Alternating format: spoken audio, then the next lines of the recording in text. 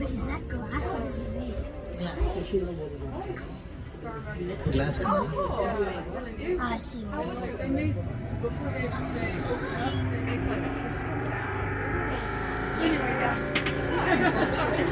No, you're fine. I'm pretty good at multitasking.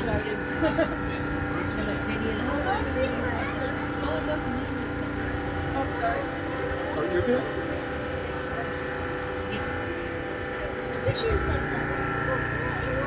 Please, bigger ones. Good afternoon, everyone. My name is My name is Skylar. I'll be your tour guide for today. I'm a sophomore here at Texas State University. I major in geography and environmental studies with a minor in biology. So if you have any questions or concerns at all, please feel free to let me know about this tour. Not only do I do this for my job, but it's also part of my education and my hobby. So I promise I'll probably have an answer to most of your questions. Did you go for a training for this, or how is it actually? For a student? Let's see. I work under the university, so everyone has a blue shirt on as a Texas State student. Okay. And we do have to get trained to drive boats, but as long as you have a valid driver's license, then you're pretty good. Yeah. It's a lot easier. But you go through a boat training safety course, and then one of the managers or the certified trainers will take you out for like. Yeah. Not a lot of boats left in this area. Yeah. So we have to dodge boats that we're unfamiliar with. And none of them go ever too fast, so if we do end up bumping into one, it's just like it's all really stable, and we put a bunch of sandbags up there to help keep stability until we're able to find a way to safely remove it. That was part of the operating specialist. Yeah, I was a kid. Yeah. Came here in the 70s and 80s for a trip. And then I moved to Denmark to go to college. Nice. I was here when the place shut down. It's really sad. Yeah. Every time I talk about it and I tell people like cool facts and things that happened here, I get kind of like, what is this show? The hotel used to have a swimming pool that they filled in. I was a lifeguard there. Nice. Yeah. Yeah, there's still like a bit of a dip. You can see, in yeah, the where thing they filled it in. was. But yeah, well, I really lost too much. There were those big floods and the damage destruction there.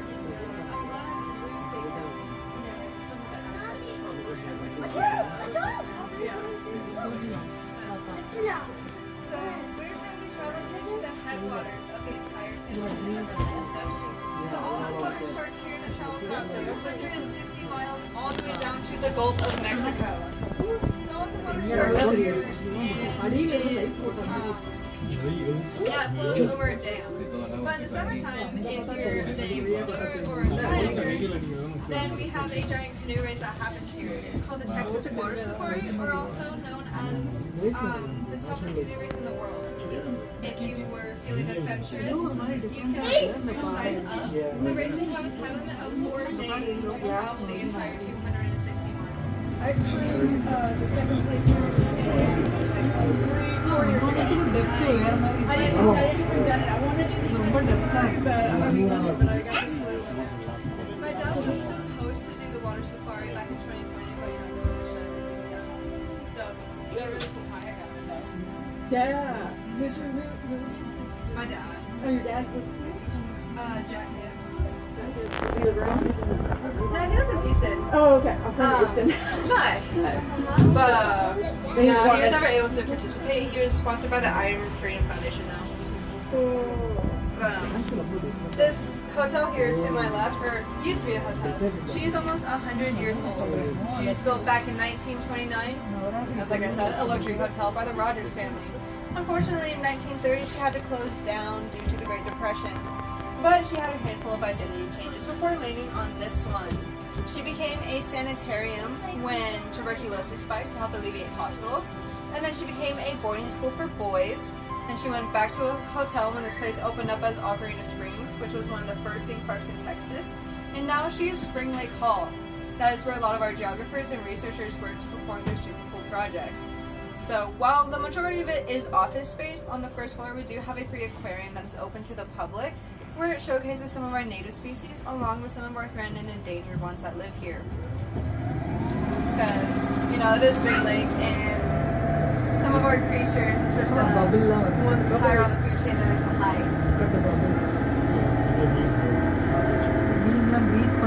But if you see these little bubbles that are hitting the glass throughout the store, that is actually produced from our plants. So because our water is really clear and it is very high in CO2, they can photosynthesize.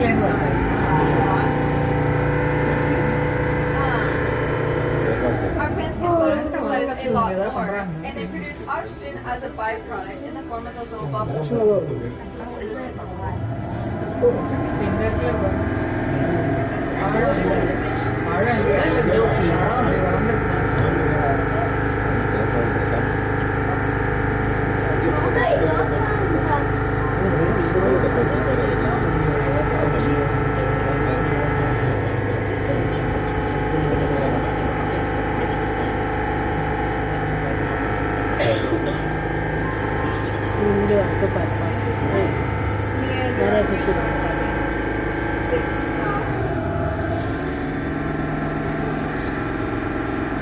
This plant that we're going over is going to look like almost kelp or seaweed. Oh, a turtle.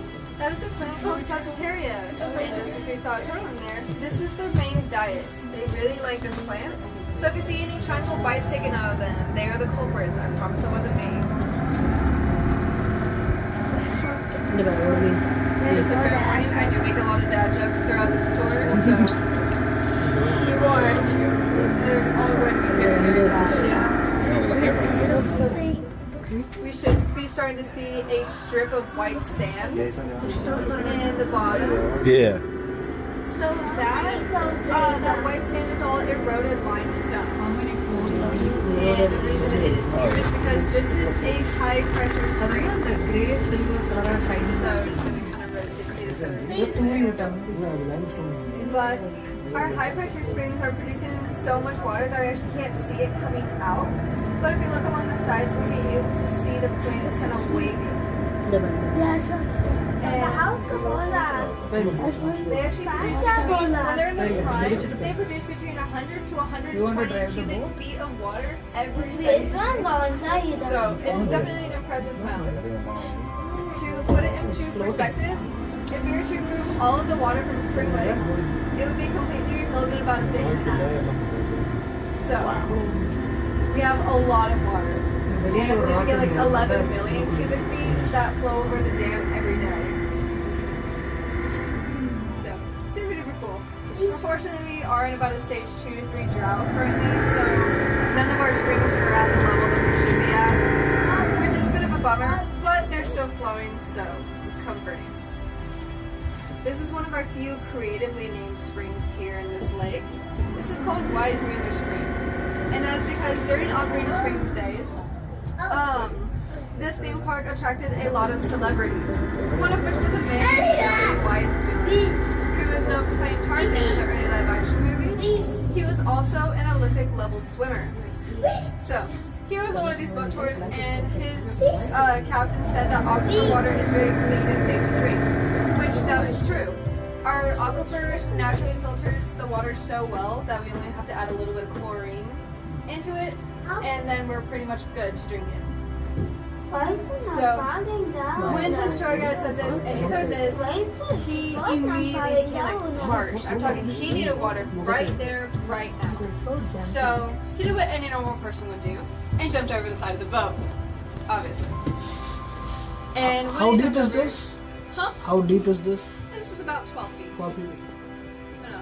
He swam all the way down to the spring opening, and when he went to go get a drink of the aquifer water, it instead went up his nose rather than in his mouth. Where is the spring opening? So, right down if you here? look closer- Yeah, you'll find like a brick under there. And, You can see the oh, yeah. But the flame. Oh, yeah. Yeah, if you look for the brick, Yeah, there we go. going down there, it'll be really close. It'll just be like right behind it. So it's going to be a small crack in the rock. Miền Bắc của em thấy tỏ tỏ. Oh yeah, I see. Yeah. That's cool. So it went up its nose instead of in his mouth, and he didn't like it. He had to climb back on our boat, super defeated, sopping wet with water pouring out. And us as a staff, having watched this crazy situation, we're like, oh my goodness, we gotta name it after him. So this is Weissmuller Springs, and it is all a legend. Sometimes you get a little bored at the boat dock. Do you see that? He definitely did visit. So yeah, we thought it was pretty funny. And we think it's a good No, one. go around that. Has See some what everyone. into all the facts. Because I know, at least in my opinion, so much of us like spinning facts and science stuff. That's why you got the dad jokes in there. Those are really big facts. Oh yeah. I love it. Yeah, our fish can get really big. It's like because my head is spinach.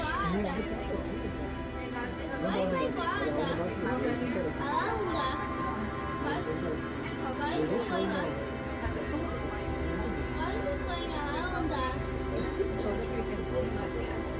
So that we can go.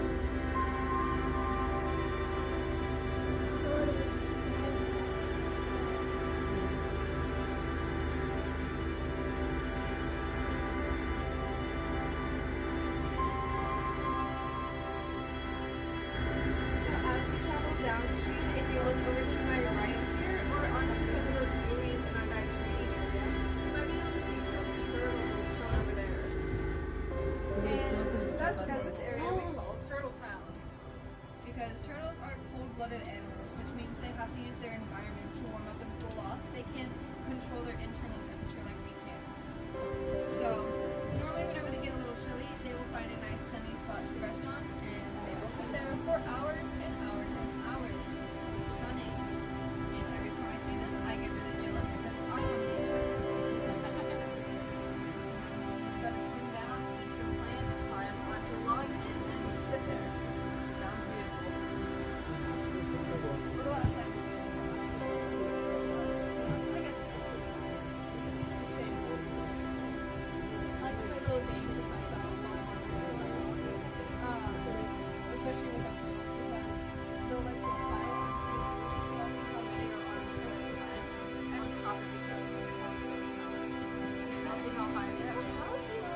So far I've seen 3 balance on each other at a time. The 4th one trying to climb up on top. And then watching. I like watching them. I once saw one trying to put itself sideways between stuff. And as I was passing by, like a radio tower, I was like, I think there's a turtle stuck, but I'm not too sure. And I'm like, really? I'm like, yeah, he's sideways. I don't think turtles are supposed to be sideways. So I found it so pretty. I tree, and I saw like a flail and a bell. And I said, yeah. How's the one to rest there? You would find one. Yeah, they're just like goofy little guys. I feel like they have occasional reasons. In this area, we might be seeing some rocks, not rocks, we do see rocks, but some branches and logs and trees. So, once we see some, yeah, there's some. Yay! So the reason these are down there is because back in 1849, a man named Edward Burleson decided to dam up this river to create a saw and grist mill. And after he did this, he didn't realize how much water these springs produce on a daily basis, so this area flooded really quickly. And as it did, it brought a lot of the trees from the bank down into the lake bed, which is where they're sitting today. However, they're going through a really interesting process called permineralization, which essentially means that they're turning into stone. And that's because of all of the minerals in our water kind of seep into the wood and convert it. But unlike petrification and fossilization, which are processes that also convert organic matter into stone, those processes take over 100,000 years to complete, whereas permineralization only takes about 1,000. So it's a lot faster in comparison to those.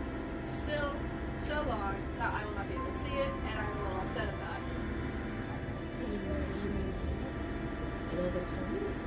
Oh, there's a bird out there. If you look on the water, they'll look out from only one other. Of course. So if we look kind of out in the front general area, we should be seeing a bird kind of occasionally pop up. Out? Yep, there he is. Off to the left and underwater. So if you did see the bird, awesome. If you didn't, he will be up shortly. This is a migratory bird we have here, and that is because bird bones are really, really hollow and lightweight because they have to fly. So if they repel the water and they try to dive down into the lake, they will not get far. They'll just kind of. So since their feathers soak up the water, that allows them to dive a lot farther and catch really good fish. And once they're nice and full, they have to fly over to the nearest branch or tree in order to dry off. They'll stand there like this. Usually they're ready for birds. However, there is one that I do not like because it's very cold when they fly and splash me. So I don't like that one.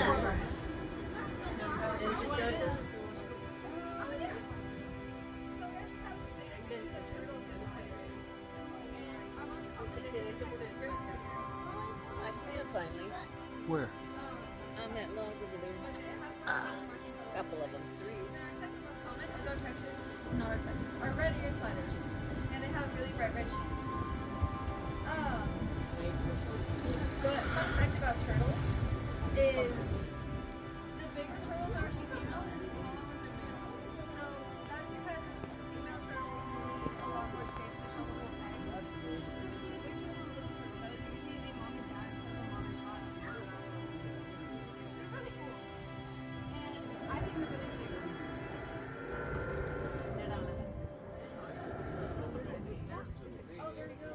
Oh yeah, see? They make a really big ruckus. And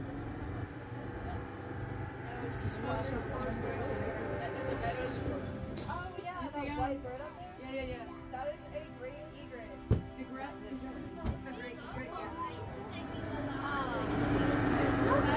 One thing about the egrets is, while they have a different name, they're the same type of bird as our herons. Just someone saw it and like, no, we're gonna name it a different name because it is pure white. Which confuses me. I don't really understand why, but it's already been established. However, the great egrets are the only bird that the staff has collectively named and agreed on. So all of the great egrets are named Eddie. It does not matter if there's one of them or five of them. They're all Eddie. Hello, Eddie.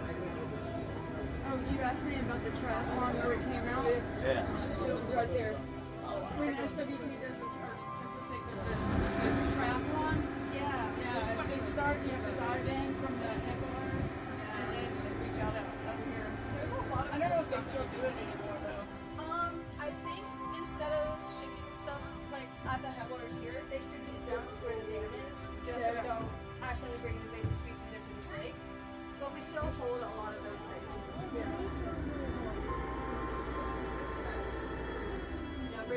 brings out people, and it's fun to have like the community.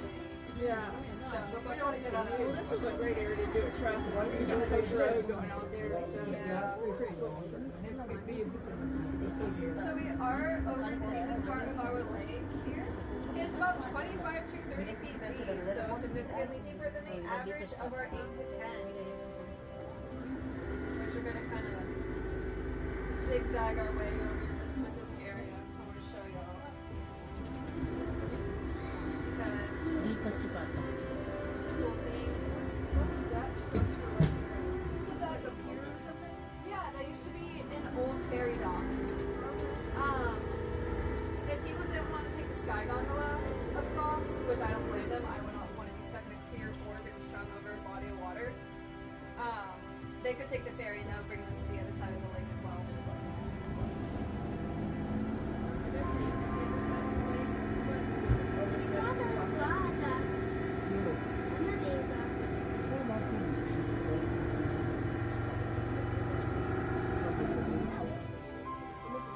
Are there plans to open the other side of the lake up to the public ever? Yeah, so we do have a master plan that should be occurring within the next 10 years. But the reason that it is closed off to the public currently is because the terrain there is really unstable. Yeah, and we don't want anyone to kind of trip and fall and then just tumble their way Don't into take the a lake. long That would time. be really dangerous. But there is a plan. Yes, we do have a plan though. Snap house, not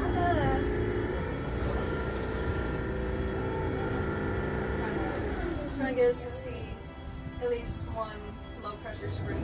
We're gonna look for some bubbling in the sand. There's like one specific area. Cute. But once you find the bubbling, I'll be satisfied.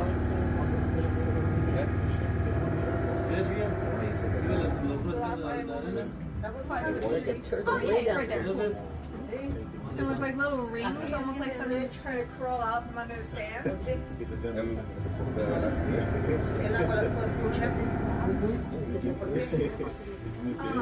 That bubbling down there is, each individual one is a low pressure spring.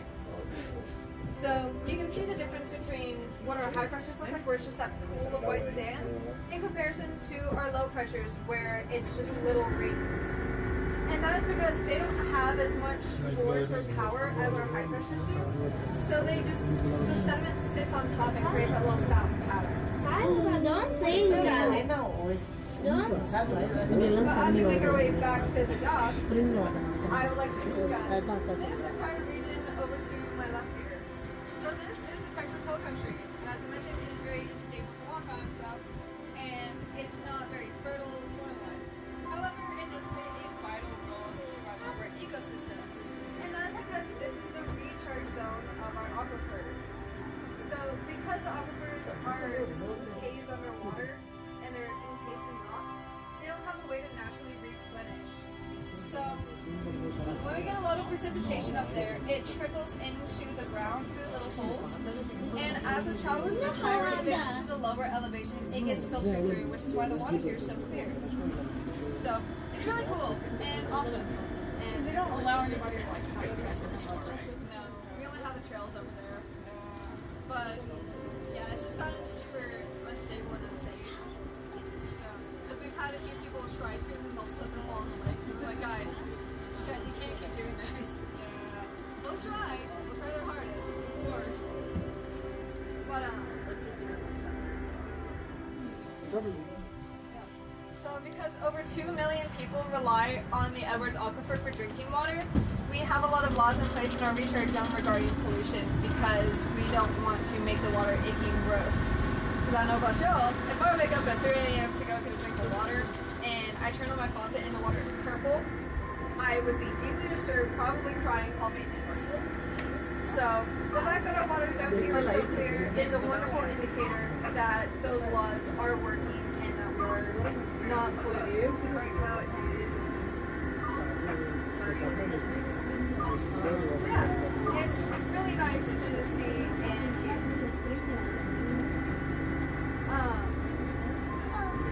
As we travel past our dive training area again, I would like to discuss some cool history behind it. So, our dive training area is a disrupted ecosystem part of the lake because there was a really big attraction there. It's called the Underwater Theater. And it was a really big room that you would sit in, and there were windows up front. And once everyone was nice and comfortable, they would lower you under the surface of the water, and you would watch mermaid shows. So they would swim around, they would fight pirates, they would have tea parties, and they could also eat sandwiches and drink water, which I tried that when I was a kid. I ended up choking on the surface, so I'm impressed with that. But they also had a diving pig with him named Ralph. He was a cutie patootie, and he would toss like a milk bottle and then they'd go and grab it. It was really cute. Which, fun fact about Ralph, it's a lot easier to train female pigs than it is male pigs. So all of the Ralph's history saw have a Ralphinas. Luckily, Ralph is now happy in retirement, and the mermaids found bigger paychecks in Florida. So we removed a lot of that stuff. I think we had to use the world's fifth largest crane in order to remove the underwater theater because we may or may not have broken two before. It was just really, really heavy. And we're gonna hang back here on our other boat tanks and then bulkhead. we'll get going. If we're back on land, it's safe and sound. So, the reason that there's a bunch of mermaid statues Why is it and not memorabilia fast? everywhere around San Marcos is because of the Aquariums. They kind of put us on the map, got us to the city that we are today. So I promise we're not delusional, just a little obsessed. Just sad.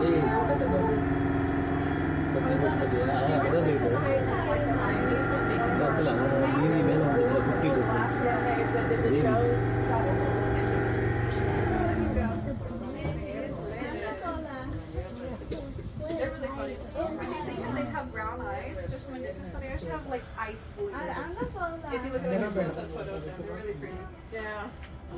Every now and then they'll let me get closer up and kind of see it. Yeah, but they look funny because whenever they're straight, they just turn their heads sideways all the time. 53 for Dawkins.